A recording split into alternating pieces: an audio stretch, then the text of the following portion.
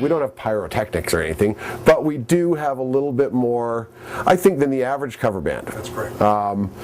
What we do have is these beautiful racks of lights. There's a bunch in the bags there. We basically have 4 of these 4s and 1 2, so we have 18 par cans. But they're programmable, 6 different scenes plus a chase scene where they'll do at the end of a song. And along with that, we also have fog. We have a kick-ass fog machine. There it is right there.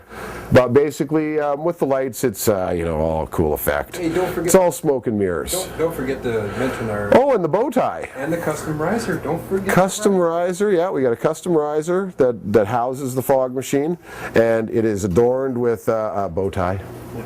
Because we are a classy band. So I'm going to start at the top. My new racks that I just bought. And yes, I am somewhat of a gear hound, but I also have, it also has a purpose. As you can see, I've got my laptop up on top here for if I'm recording live, which I've got my FirePod and Fire Studios down here.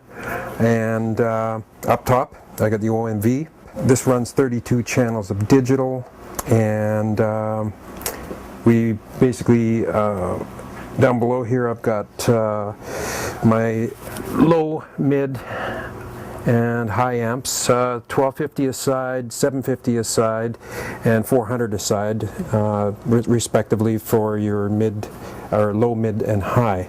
I'm running the Drive Rack 260 to control all that, which is a beautiful piece of equipment that you can integrate with your computer to dial all your sounds up. Again, these guys are my PreSonus Fire Studio here, as well as up above I'm running the Digimax FS for more inputs, because the OMV is limited to 12 channels inputs, but it can run up to 32. Anyway, that's the basic setup for the front end, as well as monitoring system and control of all of our instruments and mics. Then that power transmits over here to the double 18 Yorkvilles, as well as two Yorkville tops per side. They're running 1700 watts for the lower is what is required, and the double tops allow us to, because of the way we're running things, allows us to get the room filling sound that needs to happen because of the drums, which I'll get to in a moment. Over here we are running, I'm running a wireless Sennheiser over here for my bass guitar. I'm also using the Line 6 Pod X3 Pro for all of my sounds running directly into my OMV.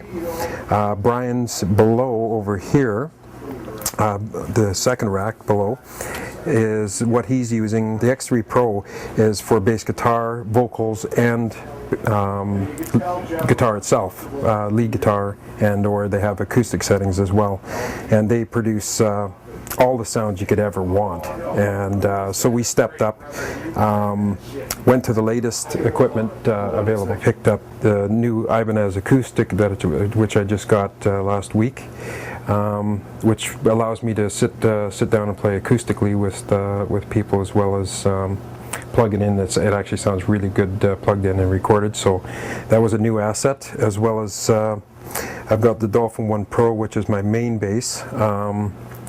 Spoiled myself finally going out and purchasing, like I say, the sound of an instrument starts with the instrument itself, so if you buy yourself a really good instrument and start with that, you'll end up with a good product once it reaches the speakers and the listening audience. So I went out on a limb and spent some money, and yeah, beautiful instrument.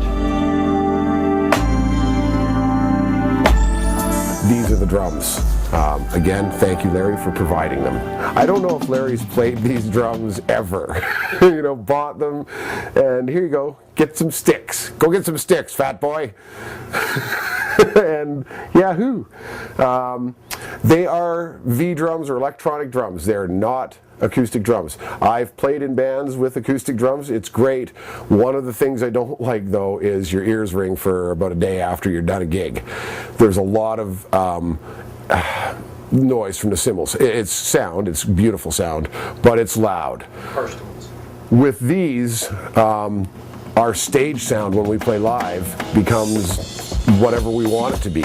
I have a very large monitor parked underneath the drums that I use. That thing just cranks sound at me from my kit plus whatever else I want Larry to bleed into that monitor, guitars or vocals, but mostly the drums. I get a really good, it's funny, you know, you're back there playing and you'll forget that I'll forget that they're V-drums because the sound is so rich and so nice and it's right there for me. It's not bothering these guys up here because it's pointed at me. That allows us to play different spots. We can play in a room like this.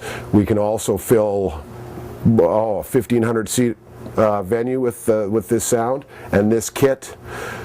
Oh, it just sounds great. I get more compliments that really should go to you, but on the sound of the kit, that from people at the Quinte or in a hall gig, they just can't believe it's not real.